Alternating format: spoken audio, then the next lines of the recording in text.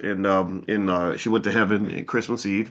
And since that time, we have thought carefully about what to do with the insurance money. And so with Fidelity, what we did, if you want to know what the process is, we did set up a trust. We have a family trust, a couple of them, and in this trust, we put all the money in the trust for my niece and nephew.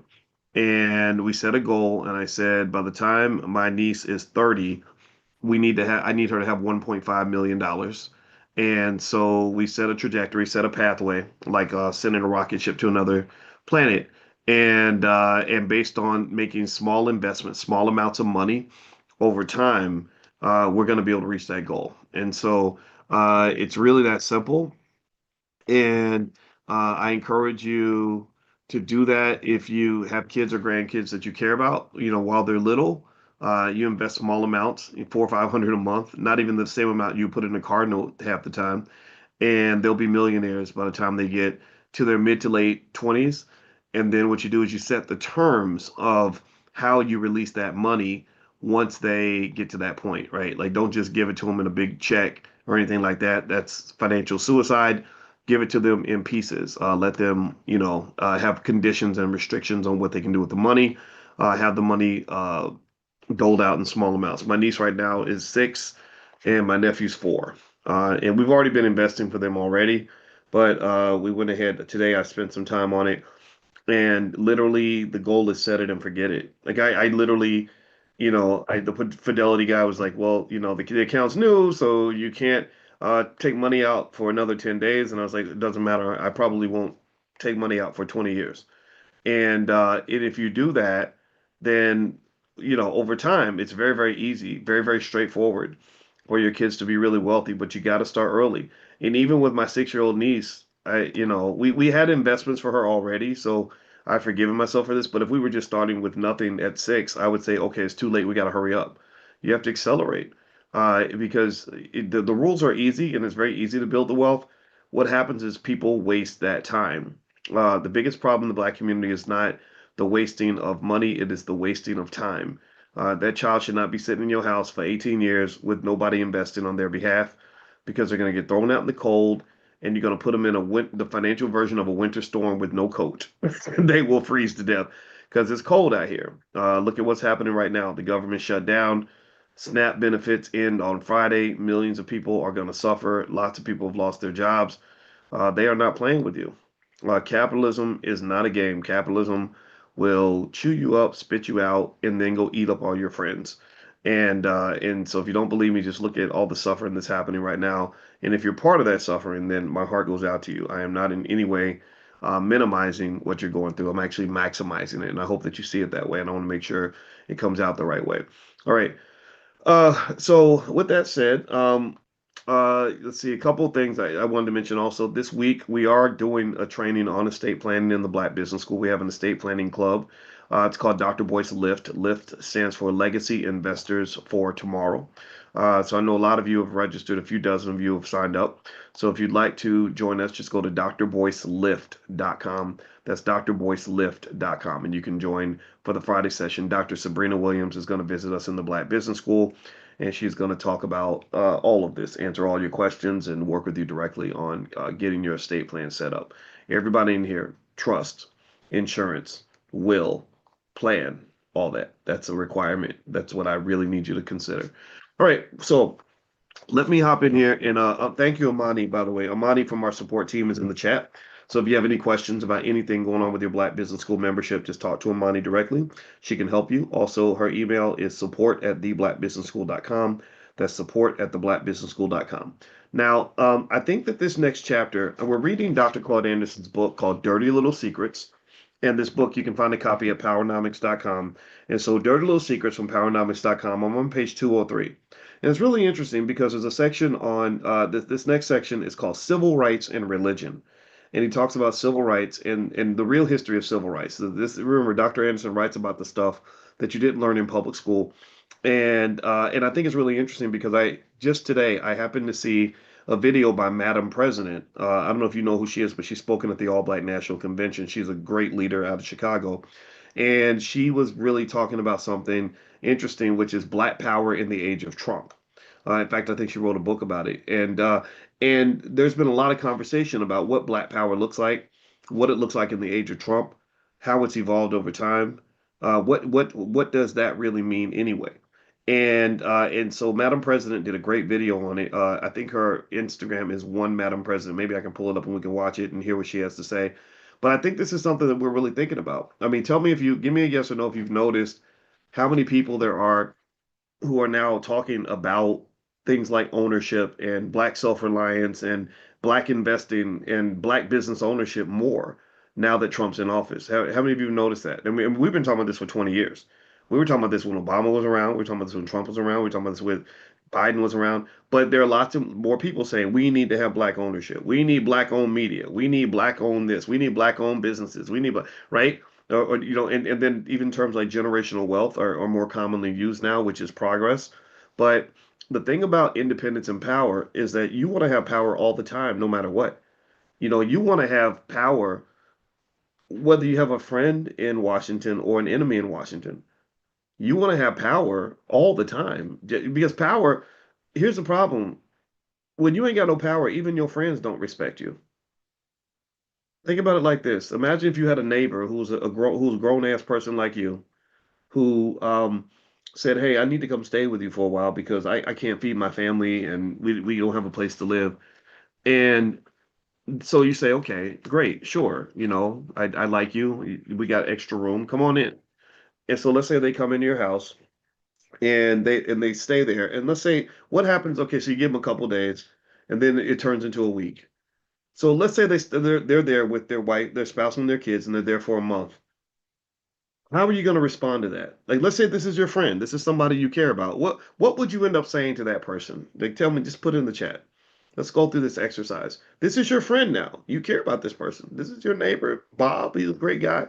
What would you eventually kind of say? You'd probably say, "All right, man. Okay, now what's the plan, Bob? Like, what we doing, Bob? What's going on, Bob?" And imagine if Bob, was like, "Well, I figured it's pretty comfortable here, so I thought we'd stay for 6 months." And you see, and every time you come home from work, Bob is sitting on the couch watching TV, right? And Bob is like, "Man, this is great. Now that you're paying the bills, I ain't got to go to work no more." Right? Like, and you say, "Okay, Bob, look, man, I need you up out of here. I need you to pack it up, and y'all need to go find somewhere else to go." Right? And remember, Bob is your friend.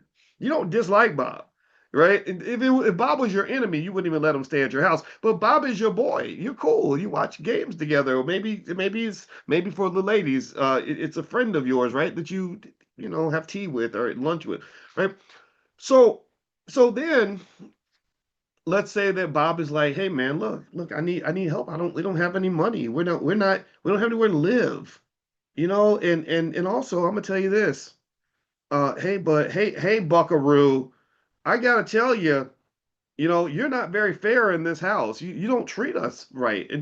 And so you're gonna be like, well, I'll let you stay here. Like, what's going on? And he says, "Well, I mean, every night when we go to bed, you stay in the nice bed, the master bedroom, and you make us stay in the basement. And that's not fair. That's not equality. That's not fair. That's not right. I think you might be racist." Let's say Bob is white, right? And he thinks you're racist against white people. Like you're making us stay in the basement because we're white, right? What are you going to say to Bob? Tell me in the chat. Let's go through this exercise. I want you to understand power. I want you to understand human nature, right? So you would probably tell Bob what would you say? It's very logical. You'd be like, "What are you talking about? What makes you think that you can live in my house and sleep in the master bedroom? Like that's for me and my wife, dude. You should be lucky you're in the basement."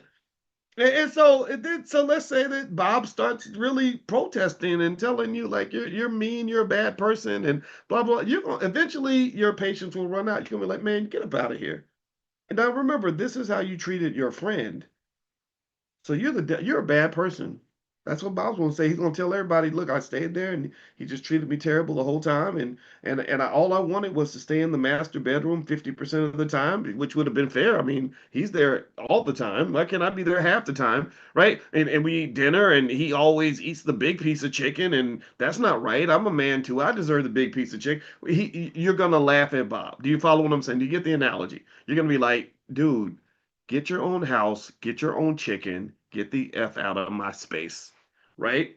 So my point is to say that when we as black people do not embrace our own power, when we don't make sure we have our ownership, when we don't have a place to live, when we don't have a place to go, and we're sitting out there with little picket signs like "Let me in," treat me like I'm equal, treat me like I built the place just like you, it just doesn't resonate very well. It doesn't resonate, and people think it's people some people, their feelings get hurt when you say it like this. But Dr. Claude Anderson said sometimes you think that they don't like you because you're black, but a lot of times they don't like you because you're weak. Even your allies don't like you because when you're weak, when they realize you've got no recourse, you've got no anchor, you've got no place to go except up their butts to whatever they're doing and following them around. It looks a little weird. It looks a little weird. At some point, Bob might be your friend. You and Bob might be ride or dies, but at some point, you're gonna be like, you ain't got to go home, Bob, but you got to get up out of here. Well, don't you have somewhere to go? Don't you have a family of your own? Don't you have a community that'll support you other than me? Like, don't you have something? And here's the crazy part. If you read Black History, if you read Dr. Claude Anderson's books, he writes it like you ain't never really had no real allies. Because remember, black people were getting lynched by liberals in New York, like your allies. They would go to New York and take jobs, and they say, "No, no, no, we don't want you to be slaves, but we don't want you. You're not taking my job as a bricklayer. What are you talking about? I need that job at the factory. You better take your black ass up out of here, right?" So even then, even your allies, like black people, were getting lynched in New York City. So what I'm saying is, get some damn power. When you get power, you don't have to apologize. When you get power, uh, you can get to make your own rules sometimes. When you get power, you have options. We don't always have any options. We're like, look, if you don't want us, nobody will. So then when your allies leave office and they go and they're taking care of each other. I saw Joe Biden leave and he pardoned all his buddies. He didn't, for some reason, didn't pardon like Letitia James. I think Letitia James is getting prosecuted for going out. She should have got the first pardon, in my opinion, right? I would have, if I was Letitia, I'd be like, okay, you gonna have my back, right? When this crazy SOB comes after me, you're gonna back me up, right? Right? But still, so he done went off, took care of him and Hunter and everything else. He got his little crack baby. He's taking care of him. And here you are. You're like, oh my God, Trump is in office. What are we gonna do? Well, what are you gonna do? Bob moved out. You're Bob. You moved in with your friend Tyrone. Tyrone, let's say Tyrone's like the Democratic Party. So you moved in with Tyrone, and Tyrone's already disrespecting you. Tyrone's already making you sleep in the basement. But then Tyrone moves out. Tyrone, let's say Tyrone dies, and his cousin takes over. His cousin Jethro takes over the house, and Jethro don't know you. Jethro don't like you. Jethro don't got nothing in common with you. And Jethro was the one telling Tyrone, why did you let that guy even stay in my house in the first place? Jethro's like, you got to get up out of here. Like you're leaving. So then you're sad because you're like, oh my God, I don't have anywhere to go. What are we gonna do? Oh, we gotta build our own house. We gotta have our own place to live. It's about time we did this. Well, yes, you should have did that back when you were living with Tyrone. Bob. Don't be Bob. Does that analogy make sense? I hope that makes sense. Let me know if you got what I was saying there, right? When you're an invited guest into someone's house, you still have to have something of your own because even your friends won't respect you if you show up without power. I hope that this makes sense. Let me know if you get what I'm saying here, right? You got to have something of your own. And because people, human beings and groups, they want to form coalitions with people that have something that they can bring to the table. And I don't know always if we're bringing our best to the table. I'm not saying that we don't bring skill and creativity and black genius to the table. We do. But I think we should have some wealth too. I think we should think carefully about what we do with our assets. We should own things and have a plan B. All right. So that's what Black Power to me looks like in the age of Trump. That's what Black Power should look like in the age of Biden. That's what Black Power should look like in the age of Bush. That's what Black Power looks like in the age of Obama. Moving on. This is page 203 of the book Dirty Little Secrets, page 203. The book's at powernomics.com. Civil rights and religion. If I laugh loud enough, no one will hear me cry. That's the little quote that Dr. Anderson put in here. That's really interesting. Here's some mini facts, some little facts you may not know. The famous separate but equal doctrine accepted by the U.S. Supreme Court in 1896 originated in a Massachusetts court in 1847. In 1896, there were 130,000 registered black voters in Louisiana. 4 years later, after Plessy versus Ferguson, separate but equal, there were only 5,320 registered black voters. Holy crap. Did y'all see that? Oh my God. Let me read that again. I didn't know this. In 1896, there were 130,000 registered black voters in Louisiana. 4 years later, after Plessy versus Ferguson, the separate but equal ruling, there were only 5,320 registered black voters.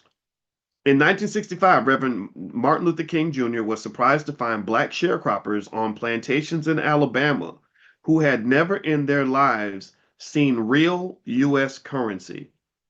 So they had sharecroppers that were caught in debt slavery, similar to the corporate plantation, what the corporate plantation does to you with student loans. And they were deep in debt to the owner of the farm, and the owner of the farm became their economic god. What I'm speculating is that they took a loan from him, a loan that they could never truly repay, and the loan in many cases must have been given in the farmer's currency. So he could decide what to do with that currency. He could inflate the currency. He could change the prices. This is an old economic trick that's been used against white and black people. They did it to the coal miners a lot. They would create like a company town where you would work for the company, but you wouldn't get paid in money. You would get paid in company currency, and the company currency could be used at the company store. So if they wanted to cut your wages, they might give you the same amount or even a pay raise, but increase the prices at the company store, so your buying power actually would go down. And so that was like a sinister way of having economic control over people. All right, so this first civil rights bill was enacted by Congress in 1875. 1875. The U.S. Supreme Court ruled the act unconstitutional 8 years after it was enacted. How many of y'all knew that? Give me a yes or no. How many of you knew that the first civil rights bill was enacted by Congress in 1875? Did anybody else know that? I did not know that. That is a shocker to me. That's very surprising. So these are important things to know, right? These are things that we didn't learn in school, but we learned it. We gonna learn today. We're gonna learn today. All right. So moving on.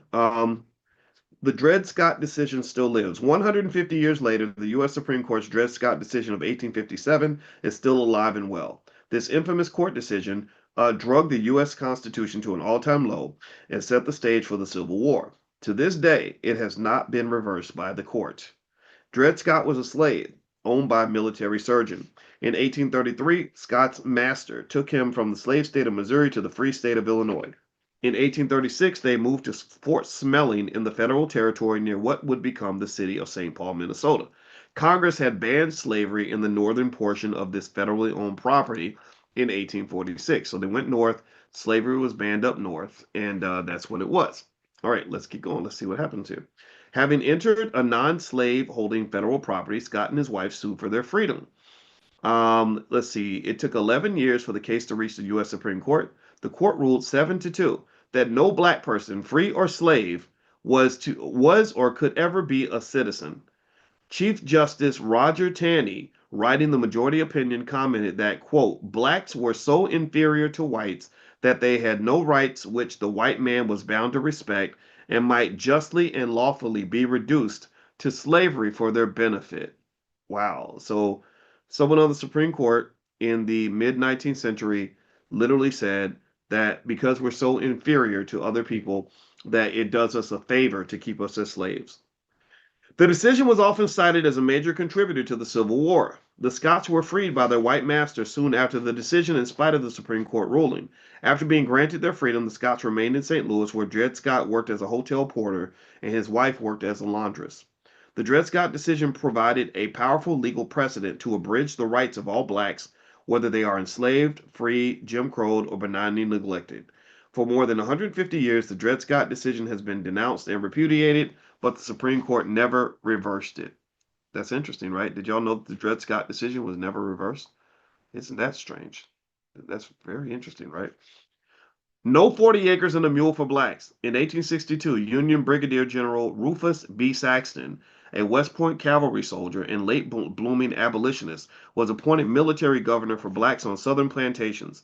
Saxton pressed vigorously for the sale of land exclusively to blacks, who would then be allowed to buy their homesteads from the government at nominal prices and make payments in modest installments. But a faction within the government, led by the U.S. Treasury Department's tax commissioner, was strongly opposed to Saxon's plan. Behind the tax commissioner was an array of northern land speculators who conspired to control and personally profit from abandoned or tax available land in the South. Did y'all catch that? Did y'all hear that? So this is why you did not get your 40 acres and a mule. And I want you to just understand this, that if you got this 40 acres and a mule, your ancestors did, and they kept it in the family, that would be worth probably over $1 million by now. Right? Maybe not the mule, but the 40 acres for sure, right? So depending on what you do with the land, maybe at least several $100,000.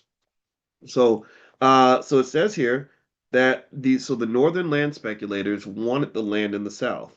And they were like, don't give the land to the Negroes, don't give the land to black people, give it, let us buy it. So here it says, let's see, at the bottom of page 204 of the book Dirty Little Secrets, it says, behind the tax commissioner was an array of northern land speculators who conspired to control and personally profit from abandoned or tax available land in the South. Out of nearly 200 plantations in South Carolina, more than half of them went to northern white land speculators, not to landless ex-slaves. Isn't that interesting that your allies, don't forget, people in the North, those are your allies. When it came to the money, they were like, no, no, we don't want you to be slaves or nothing, but we don't want you to be rich either, though. Like, we need you working for us, so you won't be slaves, but we're gonna, oh my God, surprise, surprise, we're gonna put ourselves first. How about that? Isn't that interesting? Like you would think, based on the fairy tale that you're taught in public school, that the people in the North would come down and be happy to make sure that the black slaves got the land. They came in and stole your damn 40 acres. That's what it's saying right here. So you had northern land speculators who said, no, all these plantations, oh no, we want that land. Don't give it to them. And they went to the government and pushed to have your 40 acres and a mule given to them. And that land, a lot of that land is still in their families. They built businesses on that land. Some of these families have held this land. The land is still there. Land does not go away. So if someone really cared about you the way they claim that they do, that they would be investigating that. They'd be researching the history. Every plot, every piece of land in America can be traced back 200 years to see who owned what and when, and figure out who took what and why. Not even why. Who cares why? Just who took what and how much do you owe? Hmm. Interesting. Let's keep going. This is called the Black Power movement. The Black Power movement of the 1960s in the United States was seen by its advocates as the latest in a series of efforts to correct the injustices that existed in almost every dimension of life between black and white Americans. The term Black Power stood for a range of concepts and meanings that galvanized blacks and frightened whites. Some people saw the Black Power movement as a, quote, quasi-violent effort on behalf of black people to destroy the political and economic institutions of the United States.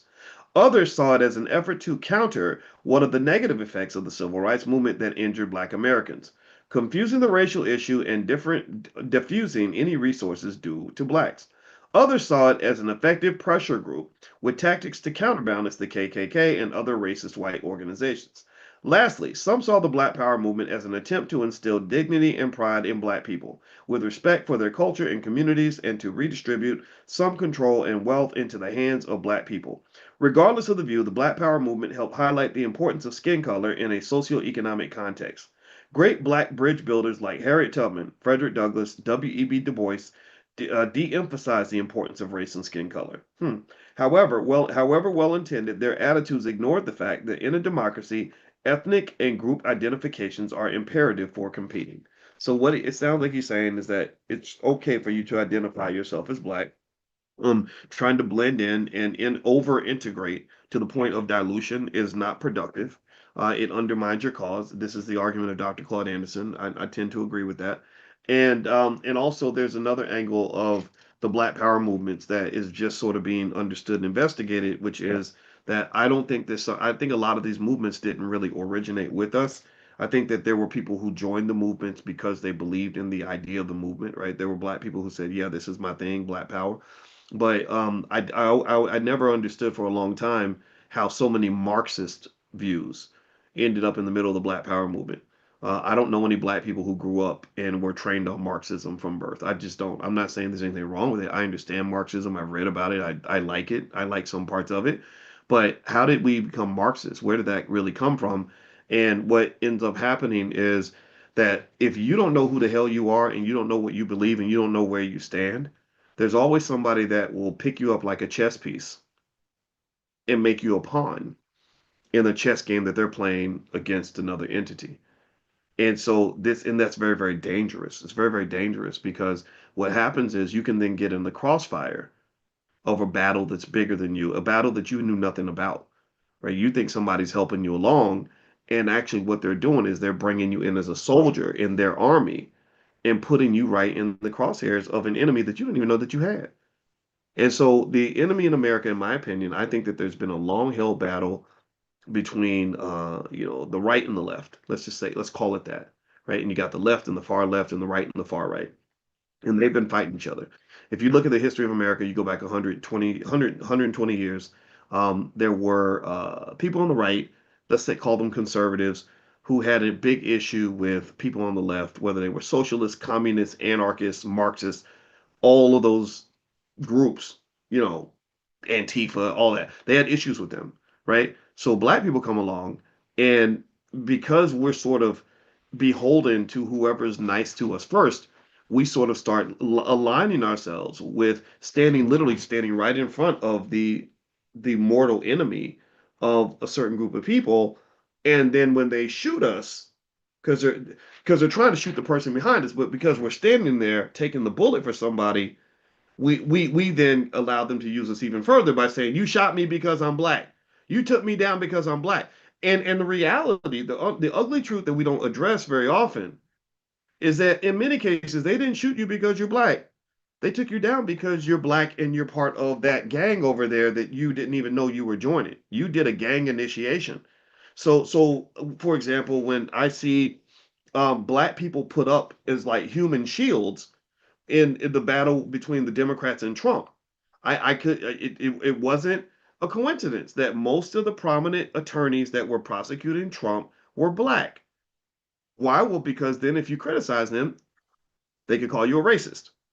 And that is a very dangerous position for those people to be in. Fannie Willis, what's her name? Letitia James, and what was the other guy? Alvin Bragg, all of them very prominent black people who were out there on the front line taking bullets on behalf of the Democratic Party.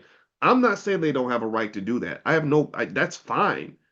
But if I'm going to take a bullet for somebody, I need to take a bullet for people that I really care about, people that really represent me, people that are really going to have my back. I would take a bullet for the black community. I would take a bullet for Dr. Alicia Watkins. I would take a bullet for all of my children. I would take a bullet for my people. I'm not going to take a bullet for a political party. I'm just not going to do that because what happens is that it gets very nasty, very dirty, where they literally are putting their political enemies in jail. They're prosecuting their enemies. Trump is prosecuting his political enemies. The Democrats were prosecuting their political enemies.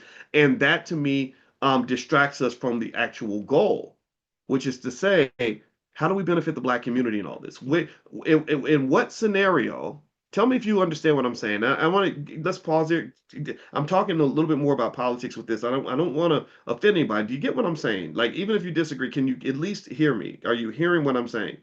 Tell me if you get it. I just want to make sure everybody's following this because I don't want to go too crazy and get into like, oh, well, you're a Trump supporter or you're a Democrat. I don't like. I hate all that. Right? It's more like there's certain battles we should be in and certain battles you should avoid. If you do not have that discernment, then you will get pulled into some gang warfare and somebody will be shooting up your grandma's house and you won't even know why they did it.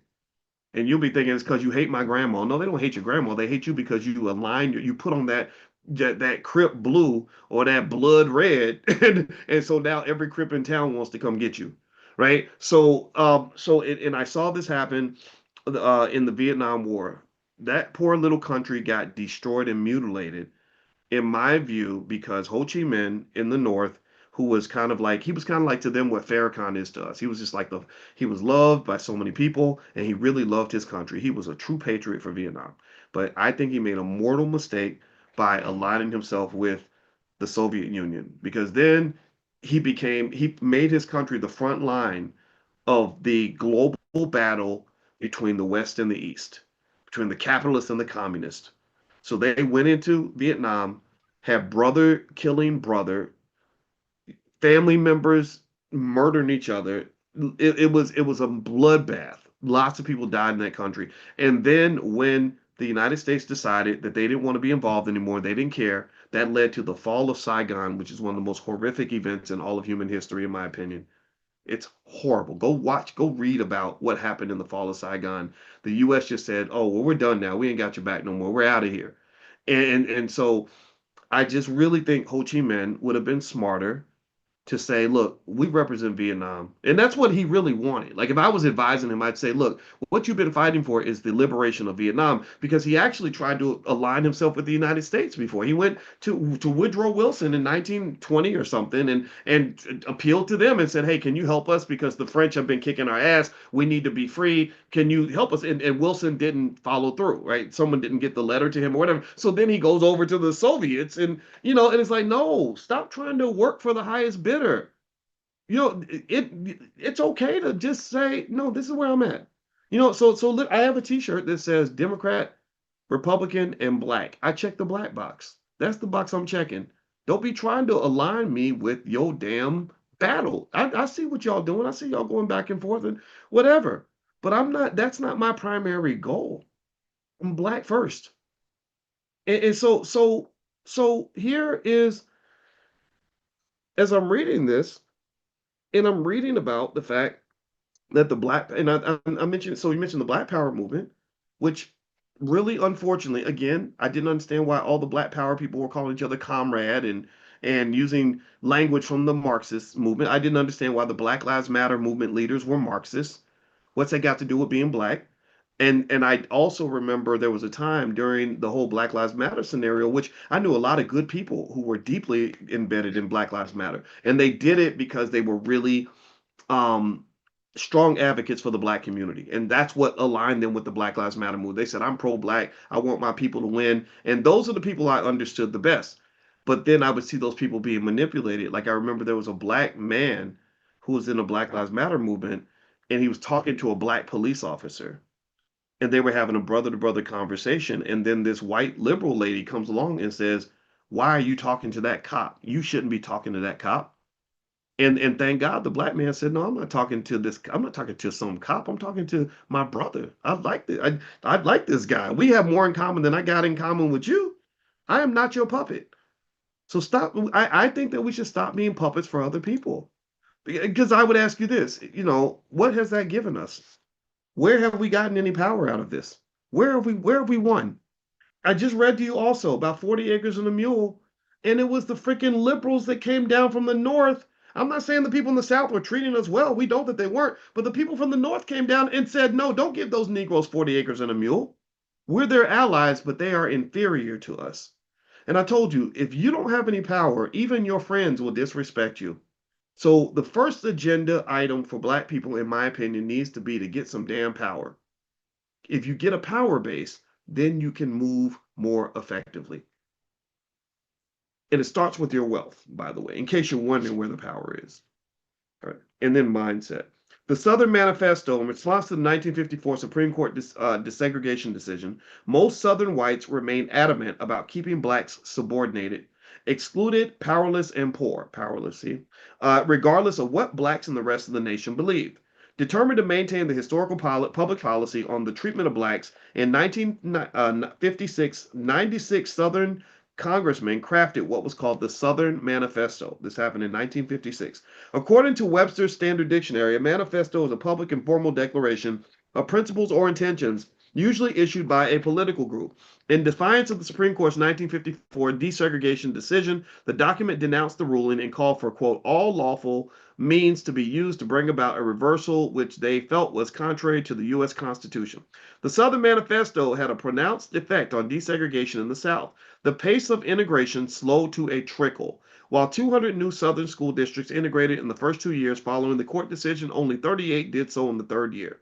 Contrary to the Supreme Court directive that Southern schools must desegregate with all deliberate speed, the Southern Manifesto encouraged schools to show little speed and much deliberation. The manifesto inspired foot dragging on desegregation caused by social disruptions, loss of life and property, as well as the loss of black people's faith in the nation's commitment to democratic principles. Okay, so this is the Southern Manifesto.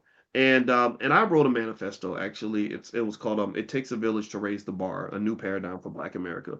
I wrote this in 2013, and that's what I wrote about Project 2070. And Project 2070 is that by the year 2070, B1 people will lead the earth when it comes to economic intelligence. Will lead the earth when it comes to strategic financial planning.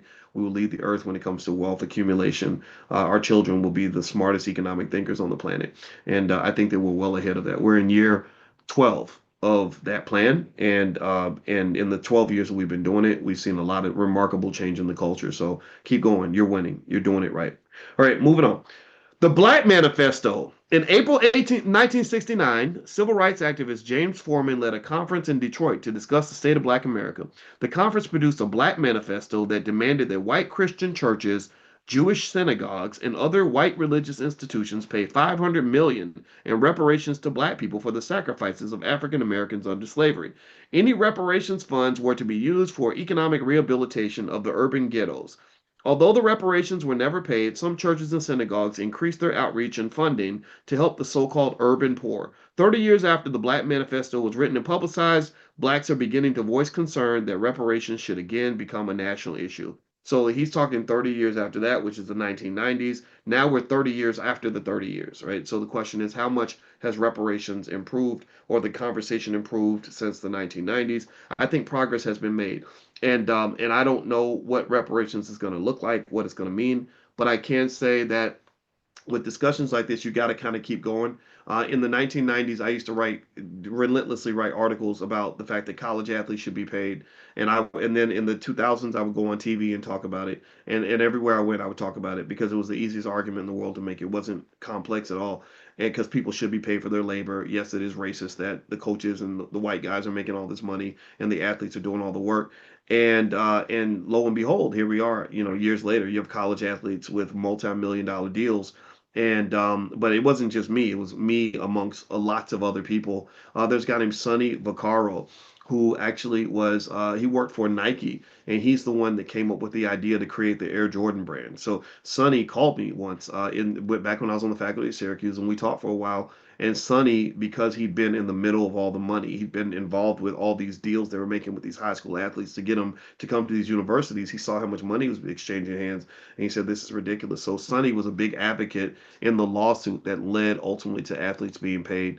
And I think that that's great progress. So that was an example, in my view, where sometimes you might be sort of speaking into the wind with some idea that makes sense, but it doesn't seem the world is moving. But you put the idea out there and you remain consistent with it, and then eventually there's an opportunity, there's a window, there's a wormhole, and then suddenly you're moving into this whole new reality. And I think that's what happened there. So with the same thing is true with reparations. You got to talk about it. You got to make the arguments, make the point.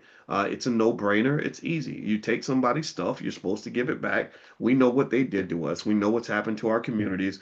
And I think that the goal should be to prepare to have the leadership in place to know what to do when you get the reparations. Because as my friend brother Nuri Muhammad likes to say, which I agree with Nuri, I love Nuri. Whenever we talk, he's one of my favorite human beings on the planet. I should just say that Nuri Muhammad, that's his name. And if you don't know him, look him up. And brother Nuri, he made a great point on the Breakfast Club where he said that reparations for black people would be nothing more than a stimulus package for the local mall, for the Gucci store, for the local car dealership. Because as soon as you get the reparations, a whole lot of people are going to be coming to try to get a piece of that money. And that's the thing you got to be cautious about, is that when you get money, you really do become a target. And we talked about this. And I was even thinking today about even is this whole thing's happening with the NBA gambling scandal, and how terrible it is that they don't protect the players. I thought about this guy. Did you see what this player, what's his name, Terry Rozier? I did a short little piece of content about it on my Instagram. My Instagram's Dr. Boyce Finance, and Terry Rozier is about to go to prison, or he could go to prison because he was fixing NBA games, right? He's most likely going to lose his career. That they're going to make an example out of him. They're going to ban him for life and stuff like that. But Terry Rozier, the confusing thing about Terry Rozier's situation is people didn't understand, like, why would you fix a game and make $200,000 when you're an NBA player and you're making $300,000 a night per game? Like, that doesn't make any sense or add up. And I thought about it and I said, oh, I wonder if he was like being threatened or blackmailed. Like, I wonder if, because when you mention mafia involvement, the mafia don't play. The mafia, you don't do what you're supposed to do. They come get you, or maybe they come get your grandma, or I don't know. People are starting to wonder, like, what really happened with Michael Jordan's father, who was killed on the side of the road while taking a nap. Most of us don't feel like if we take a nap on the side of the road that somebody's going to come up and take us out, right? So a lot of people are really asking those questions, and so it really just speaks to, it's a little bit of a tangent, but really with money, and it goes back to the reparations discussion. Money does make you a target for other people. So when you get your opportunity, when you get your big break and you get your big money, keep it to yourself. Don't tell nobody that you have money. If you win the lottery, don't tell anybody. And then on top of that, have a plan for how you're going to protect that. And you got to protect it not just in terms of like insurance policies or from lawsuits or bad investment ideas, but also even like from your own relatives and friends. I knew a young lady who came from a family that didn't have any money. Like they would probably be called, they were definitely urban. Some might say even a little bit ghetto. And all her siblings and cousins were all broke. And she came into like a couple $100,000. And it was complete hell for her to fight off all the people that were like, come on, I need money. I'm about to get evicted. You don't send me the money. I'm about to lose my car. I lost my job. Right? It just became like a shit show, and I felt so bad for her. And I said, I'm really proud of the fact that you were able to hold on to your money because it got really messy, and she had to really be mean and say, no, I am not giving you anything. And that was hard because a lot of her relatives were like, "Oh, well, you don't really love me," and it just becomes a mess. So when you get money, you're gonna draw attention. Attention ain't a good thing. When you don't have it, you kind of want it. But then take it from a guy who's had a lot of attention. I didn't have a lot of attention growing up. My father and mother were always very busy, right? So when I started doing more stuff in my 20s, I started getting more attention. And then eventually I realized, like, people kind of only pay attention because they want something that you have anyway. So I started to like realize, like, okay, I've had enough attention. I don't want any more attention now. Now put me in the back. Don't tell nobody I'm here. Like, I went to Invest Fest and I got a lot of attention at Invest Fest because a lot of those are my babies. Like they know what I was doing back in the day. So I'm getting stopped every 2 seconds. And so when I went in, I went to the darkest corner and just stood back there. I didn't want anybody to see me because I just didn't. The tension is a little, it's wonderful, but it's a little overwhelming at times. And also, at the end of the day, what really matters is how you feel about yourself, because attention comes with a double-edged sword too. Sometimes people pay attention to you because they want something from you, and then they say, hey, can you give me some, whatever that is, right? Women, you know what I'm talking about, or fellas, if you got money, you know what I'm talking about. And then you say no, and then suddenly it's like, well, then suddenly all the wonderful things they were saying about you suddenly become negative. And if you get emotionally attached to that, like if you let that hurt your feelings, then you're going to end up either pleasing people that, just to sort of keep a good relationship, or you're going to end up like just really feeling bad. So the biggest thing I learned from getting more attention, and at that time when I was in my 20s, it wasn't financial attention because I didn't have any money, but I became what kind of known, people knew I was on campus. And I learned, okay, I think what really matters is how you feel about yourself. Because if your self identity is intact and you know who you are, if you're when you're being a good person or a bad person, you know what you need to work on. Right, when you're sort of sturdy in that, then you start to just not worry about the attention. And then you're able to be free. You're able to just operate and move. And sometimes you're going to say something people don't like. Sometimes you'll say things they do like. And either way, it doesn't change the core of who you are. So that was the lesson I learned. And also, so like I said, when you get the money, though, when the reparations check comes in, have a plan for that. And at some point, your ship will come in. That's the other thing I want you to understand. You may never get the reparations from the government in your lifetime. And if they do, they may send you a check that's absolute bullshit. It may be nothing. But you're going to get your own reparations because you're smart. You're an investor. You're in the stock market, the greatest wealth creator in the history of the world. So even if they don't write you that check, you're going to write your own damn check, right? And because the word reparations, the root of reparations is repair, right? And it doesn't say who should repair what. It doesn't say that, that white people are going to repair you, or, or Jesus is going to repair you, or that the government's going to repair you. It just says who somebody repairs you. Well, that somebody can also be you. If that is that not fair? Yeah, of course it's not fair. Life ain't fair though. Welcome to Earth. Life is not fair, but it's also unfair in your advantage. You have unfairness working for you because we're kicking it together. And I know a whole lot of stuff. I may not be Mr. Perfect all the time, but I know a hell of a lot of shit about finance. And you have been picking my brain for years, some of you. And I know for a fact I have the ability to help you have an unfair advantage on the world because we've dove into the world of investing and you know it better than anybody else in your family. Give me a yes if you agree with that. Let me know if you're following what I'm saying here. So what I would say to you is, yes, look at the world and say, shit, the world ain't fair. This ain't right. Equality is it doesn't exist. Okay, we know these things, but that doesn't mean you. I think inequality, if inequality does exist, I want the inequality to work in your favor because you're investing, you're making the moves, you're building the generational wealth, you're making the smart choices, you're going to start winning. You're acting like a winner. That's what's going to help you win more than anything else. Because I can tell you this, somebody give you a big fat reparations check, but if you go out here and act like a loser, you're going to lose all that money. A fool and his money will always part ways. So the fact that you're smart and wise, I want to commend you for that, and I want you to be proud of that. Like carry that banner, man. You earned this. You're doing it different. You're breaking the generational curse. You're carrying a flag in a way nobody else in your family ever has. Some of you, and I think you should just sit down and pat yourself on the back for that. Okay, so just do that. I hope that that helps you because I just want you to know how special you are in terms of what you're doing. I'm really proud of you. All right, so here is let's read the this this title's kind of funny. This says, was J. Edgar Hoover a gay racist? So this is page 206. The book is Dirty Little Secrets by Dr. Claude Anderson. And you can get a copy of his books at powernomics.com. So go make it rain on this man's website. He's a good guy. All right. Jack Mingo wrote a revealing biography of J. Edgar Hoover. He described Hoover, who was America's top law enforcement agent for 5 decades, and also this nation's chief blackmailer, homosexual, tyrant, and hater of blacks. Throughout his reign as the head of the FBI, he used his office to enrich himself, reward his friends, and to punish any person or racial group that he disliked. He did not wait until he was an adult to display his true self. He came out of the closet at an early age. Hoover was born January 1st, 1895, barely a year before this nation's Plessy versus Ferguson separate but unequal public policy went into effect. By his 13th birthday, Hoover demonstrated skill and interest in collecting bits of information about everyone around him. After college, he landed a government job and used it to avoid being drafted into the military during World War I. As a conservative right wing Republican, he used his talent to identify and punish suspected communists and people he did not like. His skills found a good outlet when he was appointed to head the FBI.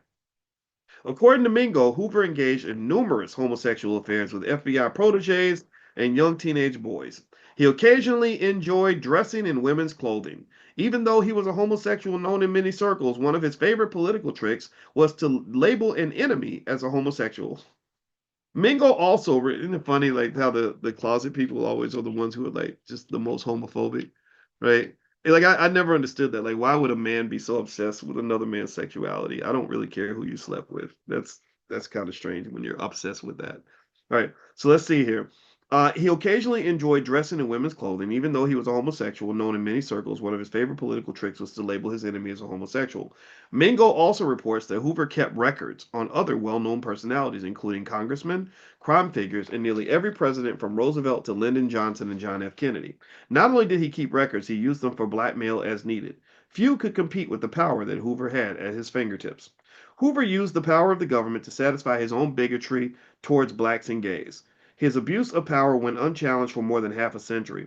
He used the agency to screen blacks out of nearly every level of government employment. Even as late as the 1960s, after the Civil Rights Movement, Hoover still refused to hire black FBI agents. Instead, he gave quote unquote promotions to black servants and janitors, but deceptively called them agents on the bureaus and payment rolls. In the late 1960s, the FBI had only 20 black investigative agents out of a staff of 16,000 people. Wow. Even after it became politically incorrect, Hoover tried to smear Martin Luther King Jr. by labeling him as both a communist and a homosexual. Hoover ordered illegal wiretaps of Martin Luther King's hotel room and sent copies of the tapes to his wife, alleging that King had been caught in the act of committing adultery. When King was killed 3 years later by a sniper, Atlanta agents cheered, and one shouted, "We finally got the son of a bitch." The FBI dragged their feet on investigating the assassination of King. Hoover's hatred for blacks did not stop there. He later opposed making Martin Luther King's birthday a national holiday. In addition, he allegedly orchestrated a plan to criminalize and kill off the Black Panther Party and other civil rights organizations. He spent his life labeling and attacking groups of people. In 1972, he died in the nation's capital, alone and virtually reclusive. Wow, this guy. Ooh, Lord Jesus, man. All right. Next section, this page 208. The book is Black History Reader, if you haven't read it. And by the way, I should mention also, before I forget, you guys know we're digging deep into artificial intelligence. We have the AI Empire Society. I had a long meeting with Micah Smith, who's our director of artificial intelligence in the Black Business School. And one other thing that we have too is we believe that your children should learn AI. So we made some new flashcards for artificial intelligence for kids. And so if you want to take a look at that and teach AI to your kids, this is a great tool for that. So here is the link in the chat. And you can also go to drboycebooks.com. We have flashcards on everything from real estate, stock market investing to crypto, anything that involves stuff that you need to know to compete in the next in the future or in the next generation. We got you covered. So the URL's in the chat, so feel free to click the link. And the AI flashcards are good. They cover everything that an adult should know about artificial intelligence, but it's written in kids' language, so you can study with your kids. So if AI is new for you, if you're learning how to use everything, then maybe you go through it with your child, and your family will be well versed on artificial intelligence. So if you go to drboycebooks.com, if you didn't see the link, you can go to drboycebooks.com, and just Google, just search on the page for AI agent flashcards, right? So that's what they're technically called, AI agent flashcards. So there's a little blue AI agent on the page, and you can have them shipped to your house. drboycebooks.com. All right, so moving on. All right, so let me read this. This is page 208. The book is Dirty Little Secrets by Dr. Claude Anderson. Powernomics.com is his website. This says Million Man March sets a record. On October 16, 1995, Minister Louis Farrakhan, the leader of the Nation of Islam, called for and got the largest gathering of people, black or white, in the history of the nation's capital. Minister Farrakhan called 1 million black men to march on Washington, D.C. for a day of atonement and redemption. Black men came from all over this nation, not so much to atone, but in search of new leadership, a greater sense of black unity and community, a national economic and political self-empowerment plan, an opportunity to rebuff the establishment, and a chance to be a part of history in the making. The National Park Service reported that less than 500,000 black men participated in the march. Numerous sources, however, tallied the number in excess of 1 million. Either way, the Million Man March was a historic event. And it was, absolutely, it was.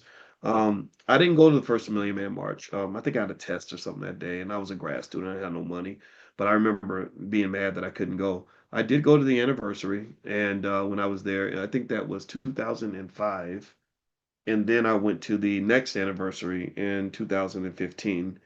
And when we did that by 2015, I reached out. I sent out some emails for people to meet me at Howard University, and I got somebody at Howard to save us a space so we could have like an event there. And so over 1,000 people showed up to my event. And the crazy thing was, I think Howard. It's so weird that how black people live in different universes, because the people at Howard thought I was just some guy that was going to have like 20 or 30 people there. They didn't know that like over 1,000 people would show up. And so they freaked out. They just didn't know what to do. So they put up a sign that said the event's been canceled. And I've never forgiven Howard. I've been mad at them ever since. I'm like, oh my God. So I'm sitting out there with 1,000 people, and I'm like trying to explain what Howard did, but I don't even know what they did. So that was my Howard experience and the Million Man March. But yeah, I think the Million Man March, I think that it's interesting because it's like partly it's just this amazing legacy, right? I mean, shout out to Minister Farrakhan for being able to do that. I think that scared the hell out of people. That led to the government sort of changing regulations. I think that was when Clinton and that administration decided that they were going to allow big corporations to take over all the radio stations. So everything went from different local DJs to everybody, every station in America playing Lil Wayne at the same time, or playing, gangster rap and toxic music at the same time. Um, and but also I think people have asked like, okay, what came from the Million Man March? Like, what was the result? And I think that there were a lot of results. I think that the spiritual aspect of it, in terms of the energy of it, the fact that we all know about it, the fact that we all respect it, is something that never went away. Like it's almost like it happened yesterday. But I also think that there is just sort of a general idea and a general understanding amongst us as black people, black men and black women, that our unity is stronger than people think, right? We act like there is no black unity. I think that there's plenty of black unity. I can see a black person on the street and not nod my head a certain way, or a black woman wave or whatever, and she'll give me a smile back, and it's like we understand each other at least enough to kind of have a connection, right? It may not be the same in every area. Like maybe we're not in the same political party or the same profession or same background economically or whatever, or same region of the country. But most of the time, when you see a black person, there's like usually some kind of connection there. And I also think when you think about the Million Man March, in my view, in terms of practical outcomes, right, that can be picked up from the energy of the march. I think it's really simple. I think stuff is really, really simple. And I think the Nation of Islam and the men and women I know in the nation, from Akila Nihanda to Brother Nuri and others, Wesley Muhammad and a lot of my other friends, Brother Khalil, is that there's just like this very like simple idea that just says, okay, if you're black, love each other, build solid families, educate yourself, take care of your kids, build your wealth, take care of your community. It's not a complex thing. You know what I mean? It's not complicated. Like like when I talk to Brother Nuri, I'll use him as an example. I hope he doesn't mind this because I just love this guy. He comes to mind because he's such a great human. It's like I know I am talking to a black man that is gonna understand certain things because he's a reader. I'm talking to a black man who I would go to battle with because he understands conviction, right? I know I'm talking to a man who understands the assignment. He's protecting something. He knows what it means to provide for the people. He's just it's just like sort of a solidness about it. Like, Brother Nuri is not a guy that's gonna be like, hey man, come on over, man. I'm gonna pull out the liquor bottle, homie. We about to go over and check out these hoes. Like you would never hear something like that come out of his mouth. But we've seen this, right? We've seen episodes where our people are distracted, and what happens is that dysfunction gets broadcast on such an epic level that we think everybody black is supposed to behave this way, or that the majority of black people think this way, and that is programming. You're programmed on that. There was a singer named Summer Walker who's very, very popular amongst like teenage girls. I know our daughters listen to her.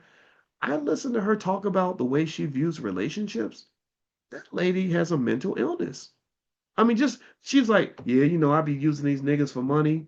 I don't care. If I have a relationship with you and you ain't got no money, I'm done. I'm leaving. I'm dumping you. Right? It's this really toxic, this toxic mindset, or looking up to a black man who's a drug dealer, killing his own people. Like just making really horrible decisions, drinking himself half to death, using drugs to the point where he's going to be dead by the age of 45, not taking care of his kids. That's a cartoon character. That's a toxic cartoon character. That's like a Negro Chucky doll type character that was created by the entertainment industry to really lead like millions of black people astray. And that's what you're up against. You're up against the mass marketing of black dysfunction, which has become a $1 trillion industry. That's what you're up against. Um, the rapper Drake has 142 million Instagram followers, more than I'll ever have. And he's on there promoting gambling and saying, I just put $600,000 on the Pacers to win. And it's highly deceptive. He's being sued for it, thank God. I hope that they win the lawsuit because he wasn't even using his money. the company would give him the money to gamble with, and they would say, just gamble on social media. So all these dumb young kids are gonna want to do what you're doing, and so we'll give you 600,000 because you're gonna make us 10 million from all the people that are lost that are gonna follow your lead. So this is what you're dealing with. So really, the Million Man March was it was counter marketing basically. It was sort of in one time where a million black men got together and said, "This is not who we are. This is not who we're supposed to be. Let's fix this up, clean this up." And I think this is something that can be held on to. I really do. I think that it was a hell of a contribution, one of the greatest moments in the history of our people. And so the next step is to say, what does that mean to have the energy of the Million Man March right there in your house? What does it mean to bring that Million Man March into your life? What does it mean to bring it into your family, into your community, into your space? What does that mean to walk like the men and women who had the vision to create this? You got your examples out here.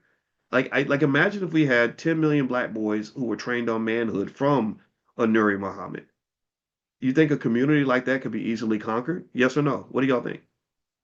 Do you think that if 10 million black girls, Akilani Honda, that's another person that she's part of the nation. She's a hip hop artist, but she's a wonderful young lady. She raises her child and loves her husband and has this great family. If you had a million young ladies that were raised in the same way, putting the religion to the side, I know that's controversial, but just that idea of living a pleasant life, not introducing chaos into your life unnecessarily. A lot of the chaos that enters into the lives of a lot of people is actually voluntary.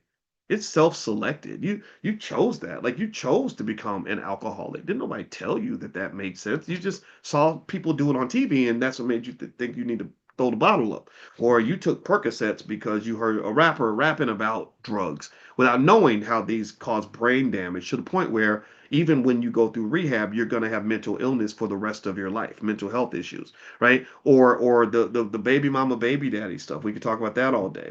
Just all the different ways. Like I would really, if you're trying to really understand how to win, in my opinion, I think you should look at life like it's a school, like it's a university, or like it's a big video game, and take notes. Like right now, like in the pick and to make it easy, go to health, wealth, and relationships, and kind of make a list of like do's and don'ts. Like what are some ways people have ruined their health? Okay, too much fried chicken, alcohol is poisonous that gives you cancer. Drugs make you crazy and make you want to abandon your kids.